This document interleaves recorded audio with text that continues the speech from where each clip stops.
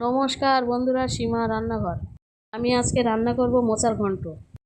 মোচা আর আলু কেটে নিলাম। কেটে রাখা মোচাটা জলে ভিজিয়ে দিলাম।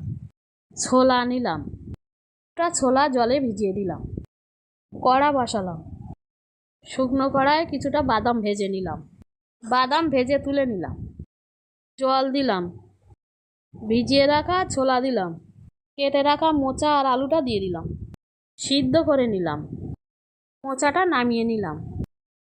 লবণ দিলাম, জিরের গুঁড়ো দিলাম, হলুদ দিলাম, লঙ্কার গুঁড়ো দিলাম, কিছুটা সর্ষের তেল দিলাম, আদা বাটা দিলাম, চিনি দিলাম।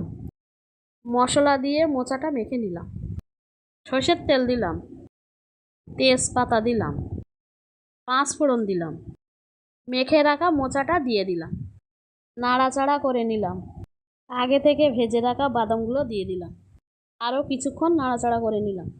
মোচাটা নামিয়ে দিলাম। মোচার ঘন্টটা ভালো লাগলে লাইক, সাবস্ক্রাইব, কমেন্ট, শেয়ার করুন।